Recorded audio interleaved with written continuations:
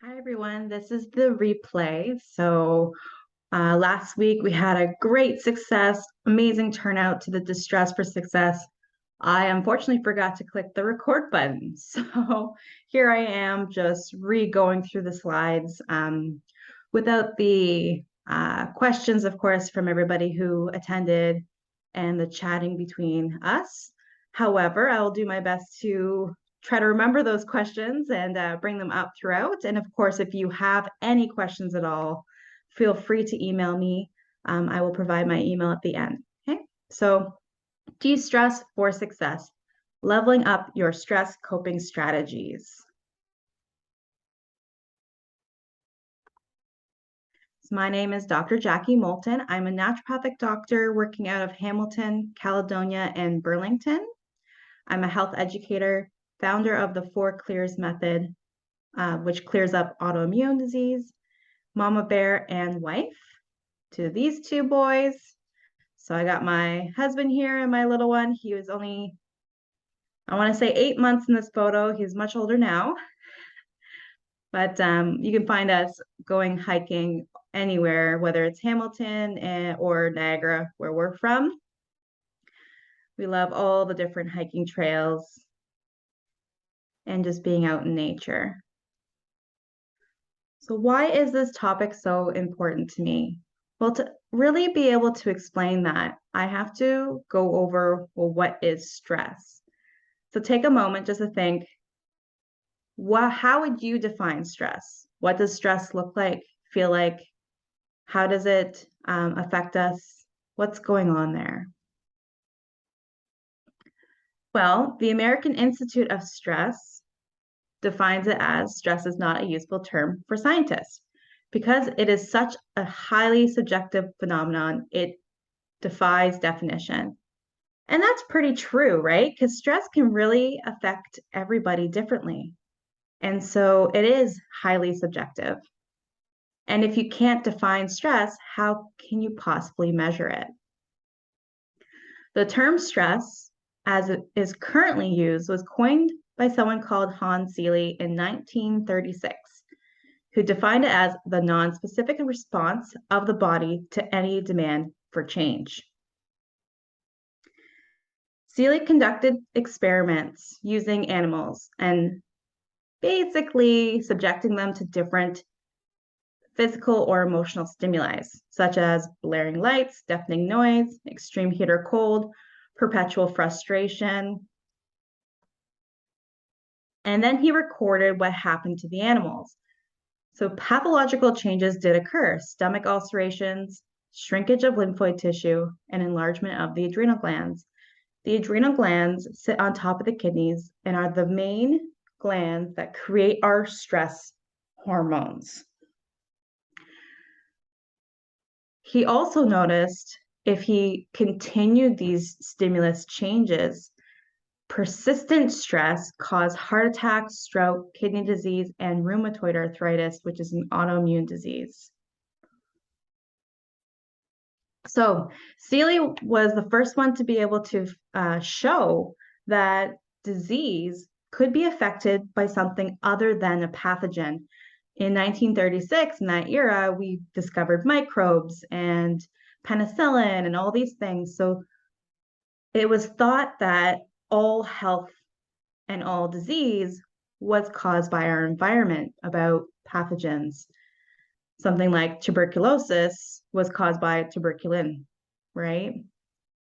So this was a really neat discovery that we could have disease without any pathogenic cause. Now, what is stress by the UK Stress Management Society? Stress is primarily a physical response. When stressed, the body thinks it is under attack and switches to fight or flight mode, or also freeze, releasing a complex mix of hormones and chemicals such as adrenaline, cortisol, and norepinephrine to prepare the body for physical action. All those hormones are released from the adrenal glands. This is absolutely important for things like running away from a bear. This causes a number of reactions from blood being diverted to your muscles to shutting down unnecessary bodily functions like digestion.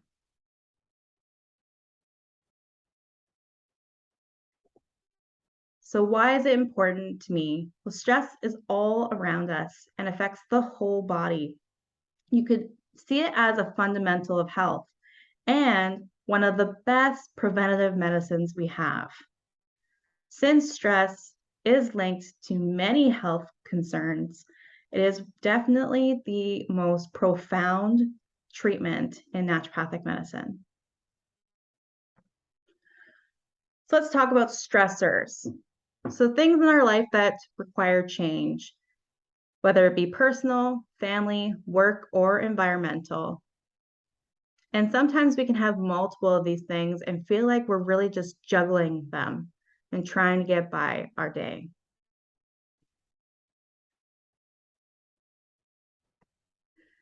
Then we have the type of stress.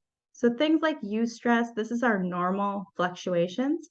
Of course, things can be stressful like an upcoming wedding or a family get together coming for the holidays.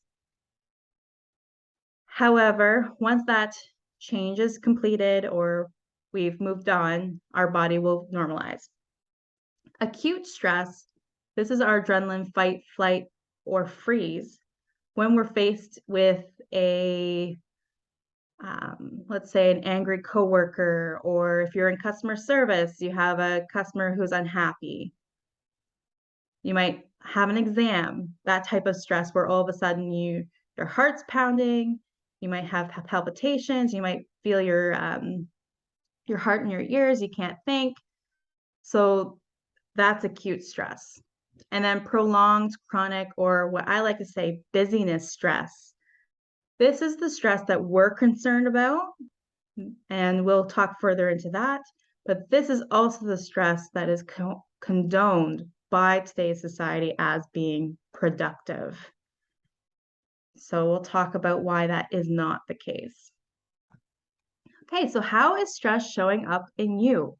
Like I said, this is very subjective, and it can affect the body in many different ways. So we have here the 4 phases of adrenal burnout. The adrenal glands, like I said, are the ones that are pumping out those stress hormones. And so when we're either over pumping, under pumping, etc., we can have different types of symptoms. So we'll go over the 4 potential phases that stress may be showing up in you. So we have wired is our first one. This person is revved up, especially into the evening, finding it hard to wind down and go to bed.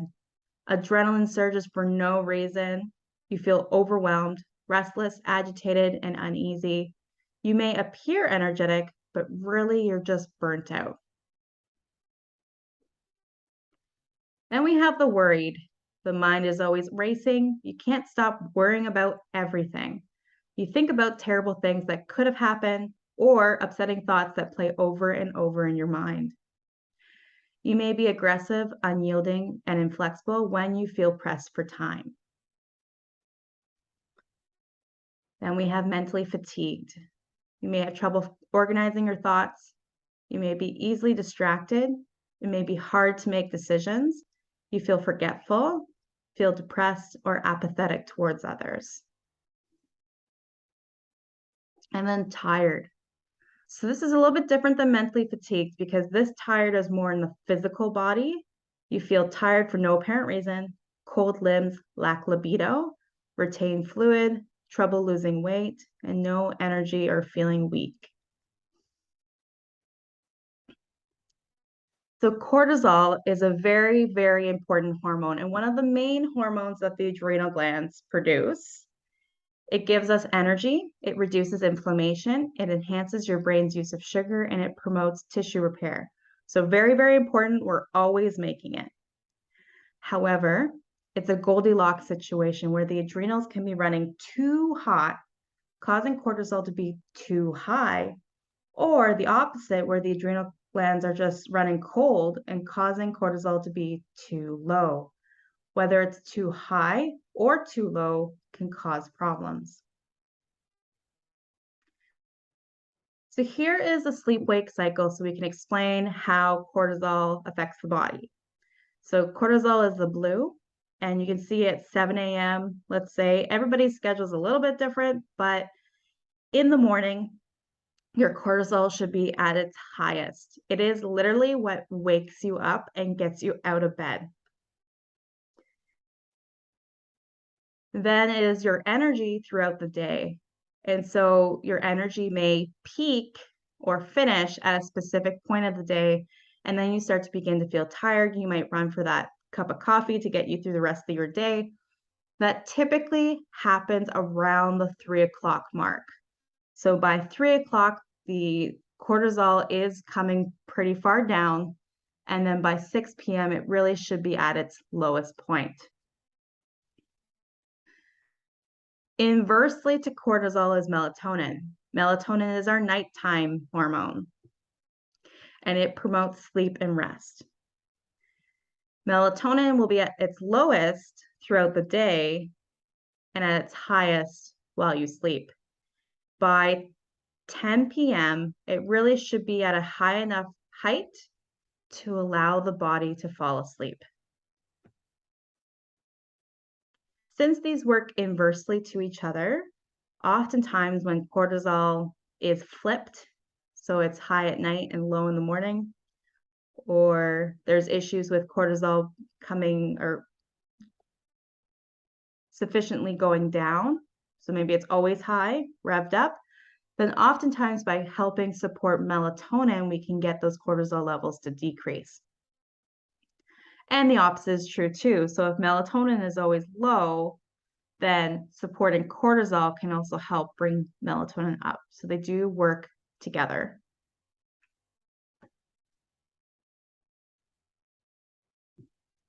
Stress assessment visits. So these are visits that I offer at all 3 of my locations.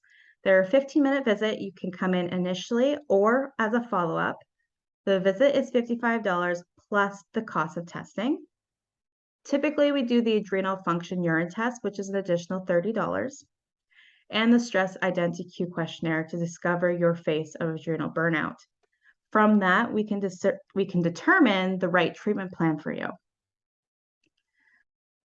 Now there are extras, so I just want to let you know what those are. So at Life Labs, you can have your AM and PM cortisol levels checked, and that's how much it costs. Basically, what we're seeing here is, okay, at what height does the cortisol reach in the morning, and then how low does it get in the evening? So it should be more than half of the morning cortisol. It is important to get both, so you're going to have to go twice to Life Labs to get this test done. And then the Dutch complete hormone test, which is $500 now, it recently went up, can be shipped anywhere in Ontario.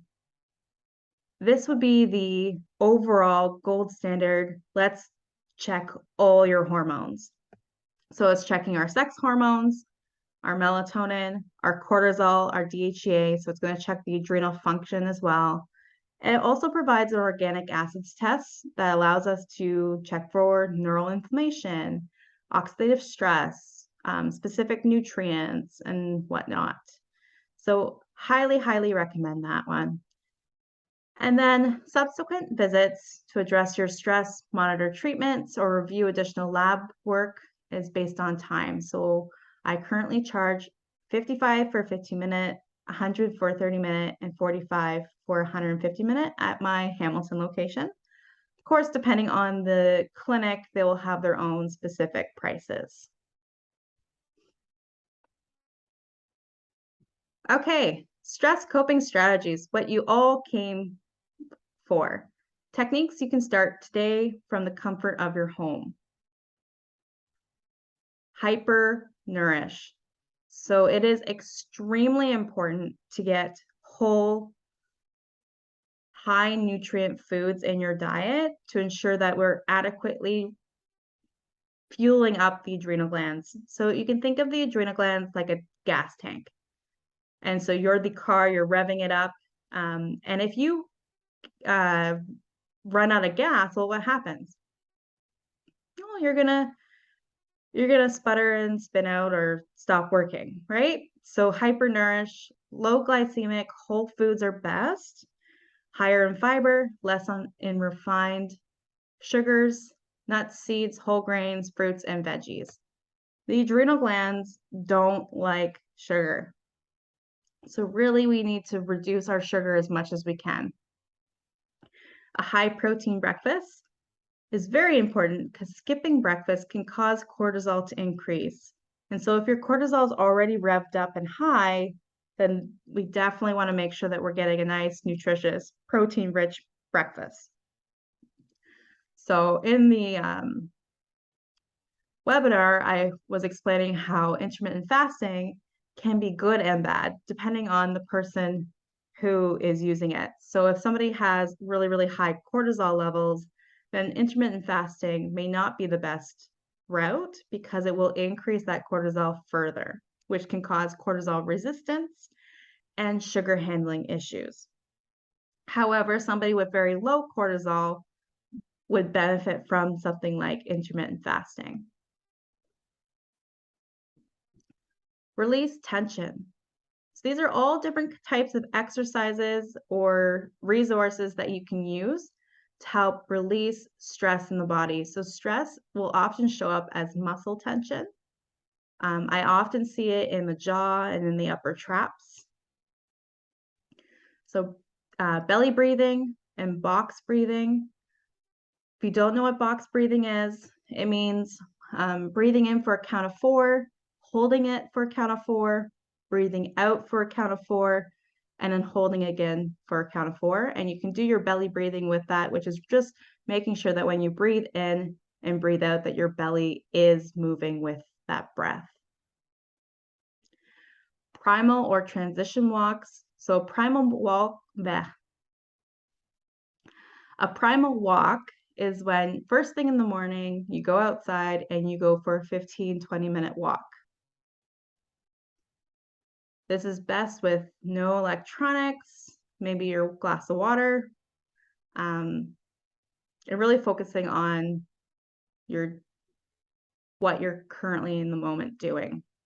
A transition walk is any time throughout your day when you have a break or a transition from one task to another, you go for a quick 5 to 15-minute walk to reestablish your boundaries, reestablish your rhythm, and start fresh. Things like listening to music, mental breaks, and practicing gratitude are all very important. Mental breaks, you could do something like meditation, qigong, tai chi, or yoga. Movement routine daily is very important to help alleviate stress. What I like to say here is energizing routines or movement is very good for somebody who has very low cortisol. So things like yoga, things like going for a walk, versus if you have very, very high cortisol and you're pumping a lot of it out, the body needs to release it. And the best way to release it is through high intensity workouts. Then we have things like hypnosis and NLP, or neuro-linguistic programming, acupuncture, massage, and cupping, and Epsom salt baths.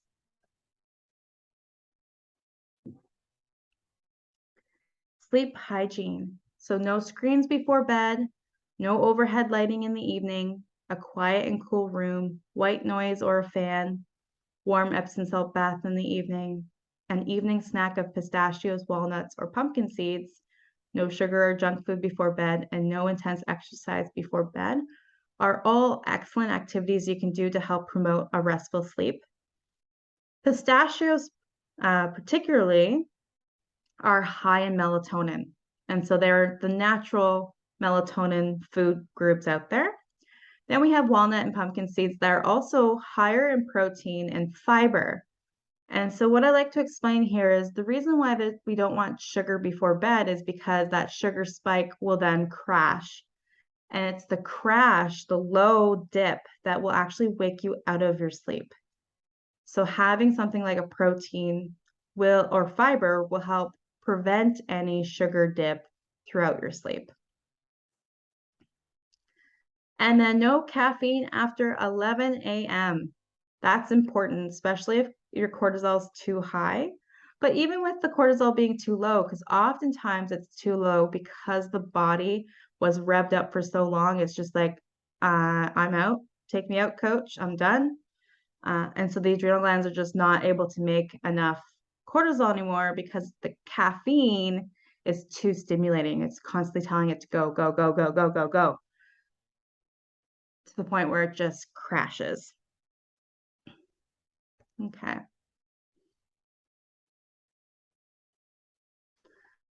So for watching this replay, or if you came live, I want to offer you a bonus offer, and that is the free 15-minute stress assessment visit. So whether you're a patient of mine or not, you can come in and book at either the Caledonia or Hamilton office, and we will do the urine test for $30 and the 15-minute visit for free. Okay. If you want to do additional testing or inquire about other things, that would be above and beyond. This visit is conducted in person, as it includes the urinary test. However, if you prefer online or virtual, we can definitely set up a free meet and greet where we can chat over a web visit. Either way works for me. And in the email with this replay will be the booking link for the Hamilton or Caledonia location. It was nice chatting with you. I hope you enjoyed this webinar and that it was helpful. And I hope to hear from you soon. Take care.